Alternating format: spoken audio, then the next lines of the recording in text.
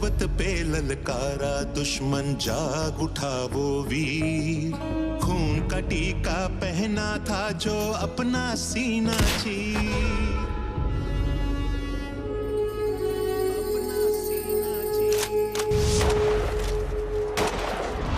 वो लोग हैं जो बांसुरीधारी कृष्ण की पूजा करते हैं, तो हम वही लोग हैं जो सुदर्शन चक्रधारी कृष्ण को भी आदर्श मान करके चलते हैं।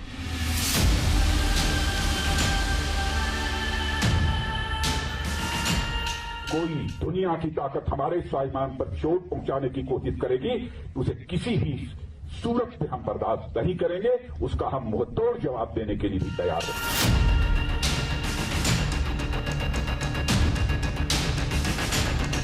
लद्दाख का तो ये पूरा हिस्सा ये भारत का मस्तक है। 130 करोड़ भारतीयों के मान सम्मान का प्रतीक है।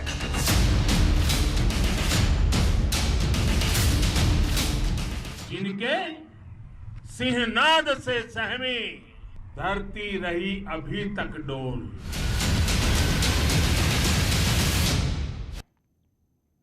नमस्कार, मैं हूं नीलू। तो ठीक एक साल पहले 15-16 जून की रात जब हिंदुस्तान चैन की नींद सो रहा था, तो उसी वक्त हमारे जवान लद्दाख के गलवान में चीनी सैनिकों से दो हाथ कर रहे थे। गलवान में हमारे 20 जवान शहीद हो गए। चीन की सेना को भी भारी नुकसान हुआ। गलवान के उन बलवानों को नमन जिन्होंने देश के लिए जान की परवाह नहीं की। गलवान में उस रात क्या हुआ था, उसके बाद हमारे जवानों ने कैसे चीन को सबक सिखाया, इस वक्त क्या हालात है, विस्तार से समझिए इस रिपोर्ट में।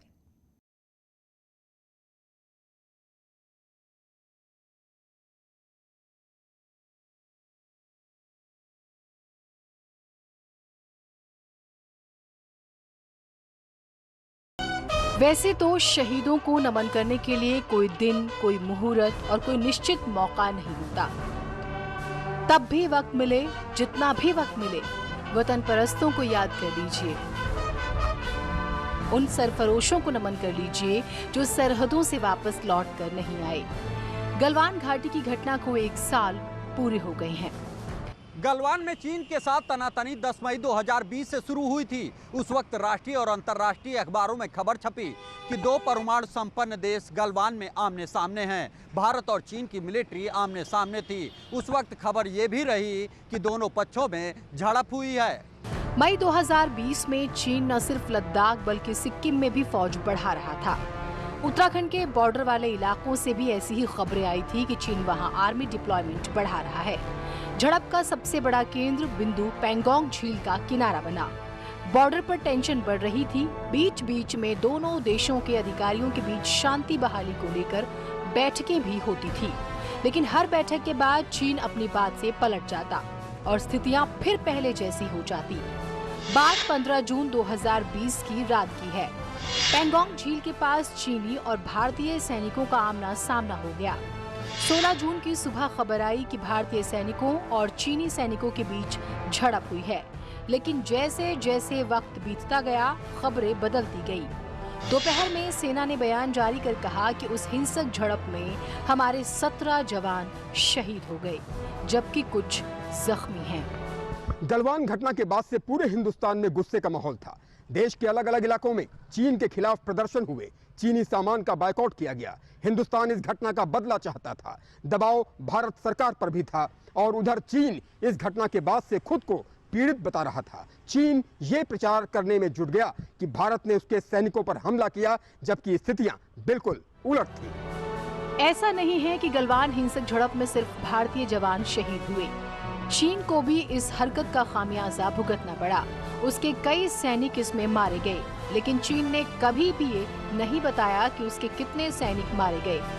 गलवान घाटी में चीन की कायराना हरकत के बाद हिंदुस्तान और चीन के रिश्तों में कड़वाहट आ गई। तो भारत और चाइना के संबंधों में पिछले 1 वर्षों में बहुत बड़ा परिवर्तन आया है।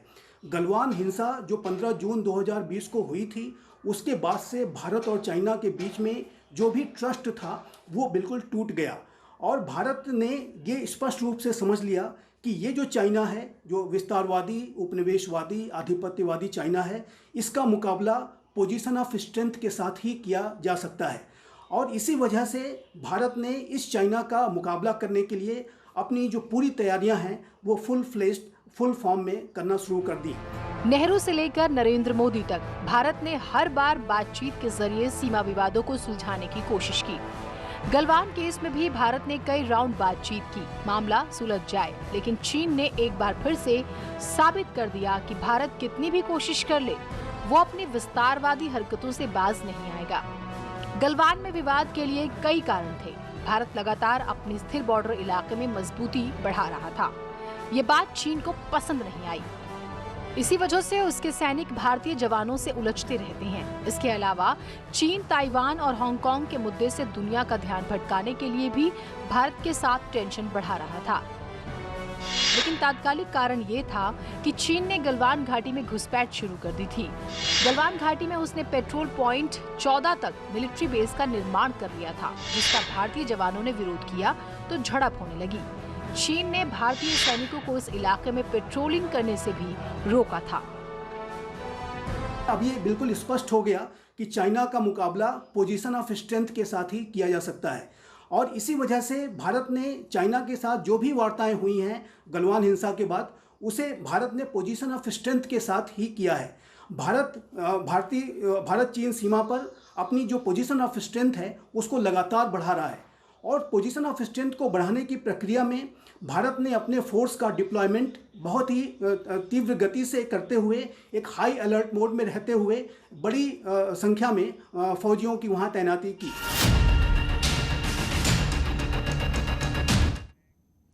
तो गलवान घटना चीन की चालबाजियों की परिणति थी और अपनी विस्तारवादी मंसूबों को अंजाम देने के लिए भारत की सीमाओं में घुसपैठ करता रहा। पहले भी किए हैं और अभी भी कर रहा है। चीन को उम्मीद नहीं थी कि गलवान में भारत इतना बलवान है। चीन आधिकारिक तौर पर स्वीकार नहीं किया कि उसके कितने सैनिक मरे, लेकिन 10 फरवरी 2021 को रशियन न्यूज एजेंसी ने खबर छापी कि उस घटना में चीन के 45 सैनिक मारे गए थे।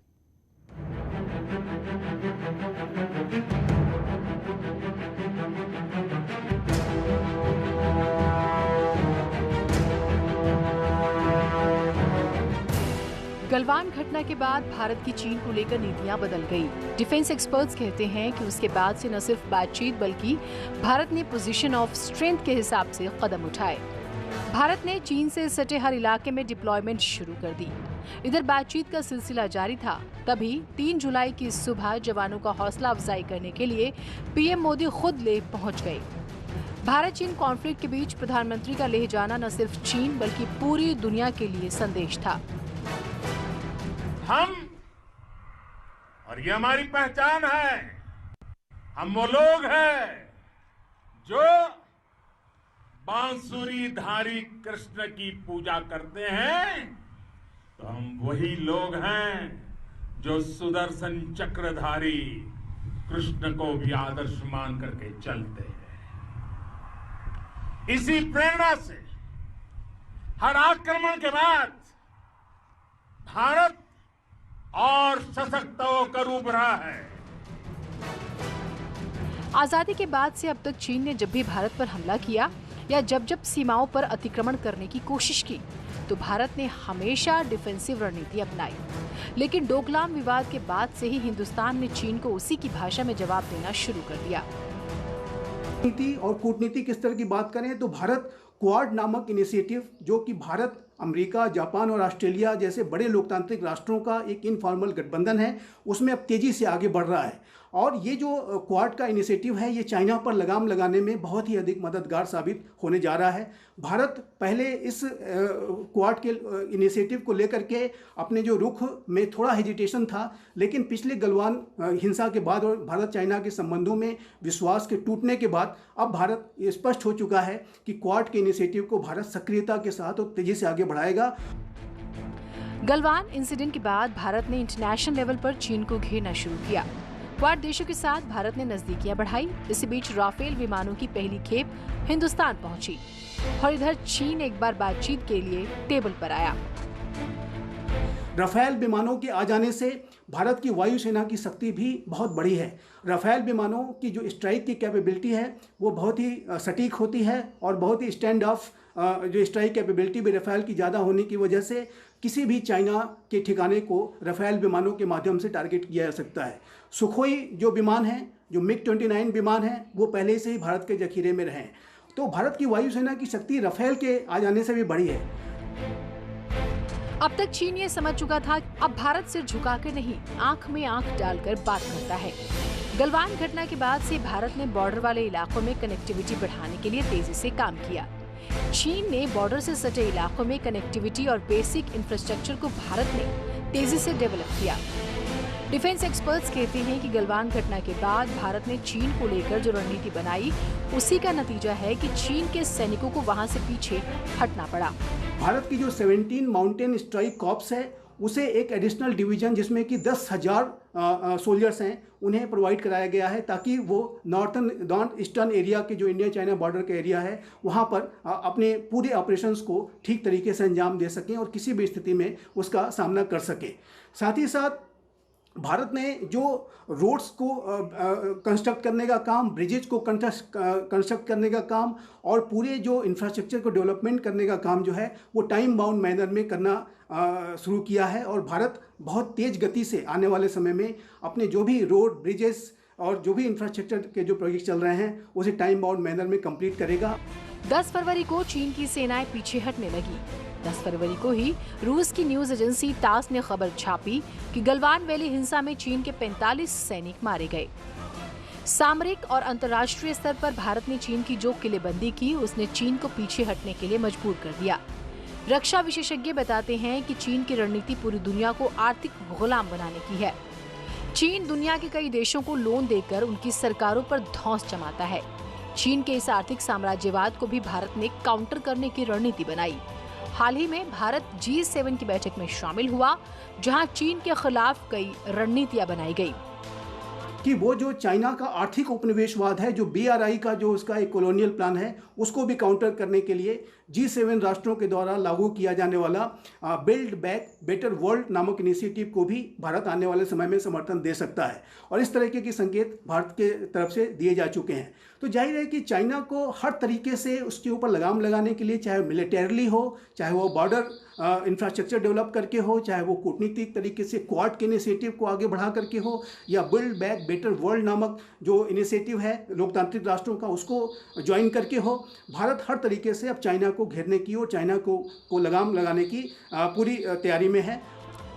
गलवान घटना के बाद से लेकर अब तक भारत ने चीन को हर मोर्चे पर कड़ा जवाब दिया। सीमाओं पर बेहतर इंफ्रास्ट्रक्चर तैयार किया जा रहा है। सैनिकों को एडवांस हथियारों से लैस किया जा रहा है। एयरफोर्स के विमानों को चीन से सटी सीमाओं पर तैनात किया गया। समंदर में एक्सरसाइज की गई।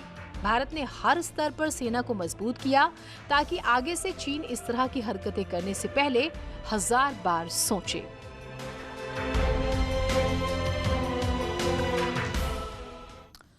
और गलवान घटना के 1 साल पूरा होने पर सेना ने शहीदों को नमन किया और इस मौके पर आर्मी ने एक गाना रिलीज किया है।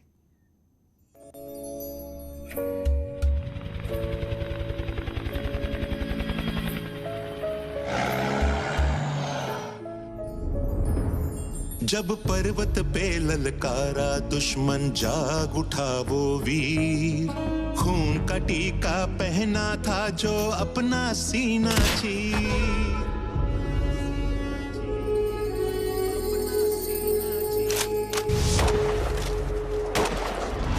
वो है गलवान के वीर, वो है गलवान के वीर, भारत माँ के अमर सपूतों है गलवान के वीर।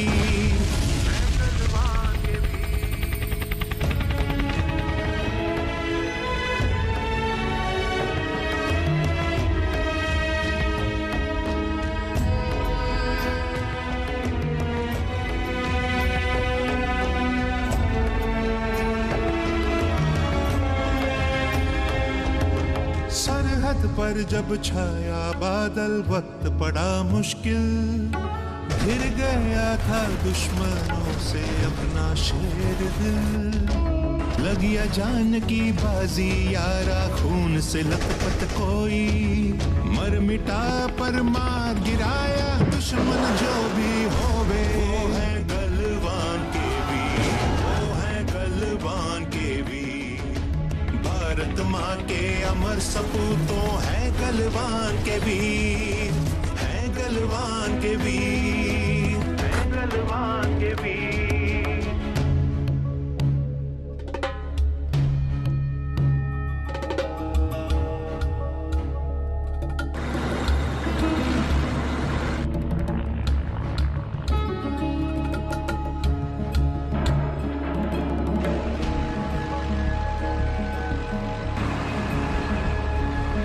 अब तैनात हजारों आंखें सरहद पर हरदम, देश की करते हैं हिफाजत, मरते दम तक हम, मरते दम तक हम, मरते दम तक हम। आएगी जब जब आंधियां, हम हैं बस तैयार, कंधे से मिला जब कंधा हर मुश्किल हो पार। हिंदुस्तान के शेर बहादुर फौलादी अभिमानी, भूलेंगे हम कभी न उसकी वो अमर कुर्बानी, वो अमर कुर्बानी, वो अमर कुर्बानी। वो है गलवान के वीर, वो है गलवान के वीर, वो है गलवान के वीर, वो है गलवान के वीर, वो है गलवान के वीर, वो है गलवान के वीर। तो हमारी खास पेशकश में फिलहाल इतना ही, रुकेंगे छोटे से ब्रेक के लिए, लेकिन ब्रेक के बाद भी लगातार खबरों का सिलसिला यहां जारी है।